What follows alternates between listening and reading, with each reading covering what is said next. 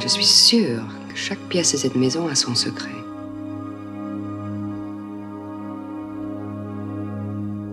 Autrefois, cette maison appartenait aux Templaires, une famille anglo-irlandaise. Pas de mauvaises gens. Une seule passion, la chasse à courre. 300 ans de chasse à courre finissent par marquer une famille. Vers la trentaine, l'aîné des Templaires, toujours un garçon, commençait à subir une métamorphose. Les canines poussaient, la bouche s'amollissait, le coin des yeux tombait, les oreilles s'allongeaient et se couvraient de poils, en même temps que le langage ressemblait de plus en plus à un aboiement. Mais c'était une famille heureuse, que rien depuis 300 ans ne semblait atteindre. Et cela jusqu'à la Première Guerre mondiale.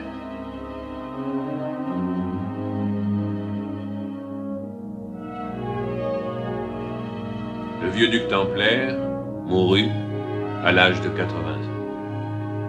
Son fils Édouard, qui avait été promu à Ypres parce qu'il avait entraîné à l'assaut sa compagnie en aboyant, fut tué par un éclat de shrapnel. Et pour la première fois, l'aînée des Templaires était une fille, Marie Dorothée.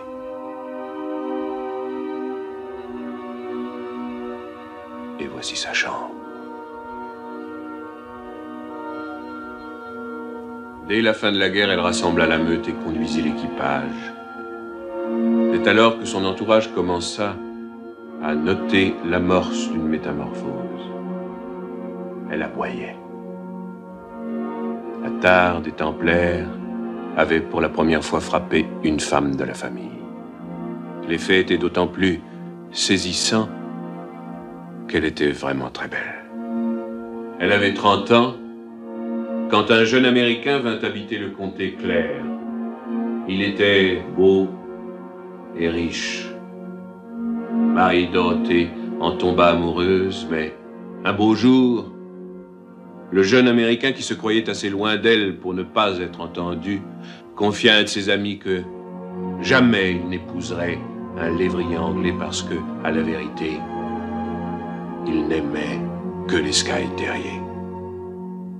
Marie Dorothée cravacha le jeune homme. Le soir même, elle prit un revolver et brisa tous les miroirs de la maison.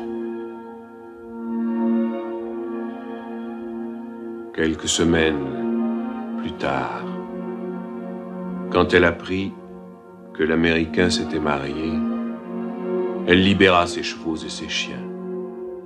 Parfois, les nuits de tempête, on entend encore hurler la meute dans la forêt. Puis, elle fit son testament, elle légua la maison ancestrale à Christopher, son palefrenier, sourd et muet, et aussi fidèle qu'un chien à une chienne. Elle fit venir l'innocent auprès d'elle dans sa chambre et se fit prendre par lui à 4 pattes. Ensuite, elle l'arma d'un revolver.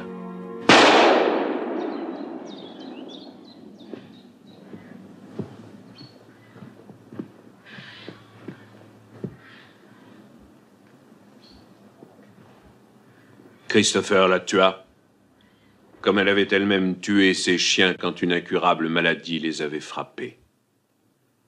Ceux qui virent son cadavre nu ici étendu par terre assurent que son visage était intact et aussi qu'elle avait retrouvé son incomparable beauté. On ne peut ni réparer ni vendre cette maison. Elle appartient à Christopher. Et Christopher est dans un asile depuis toutes ces années.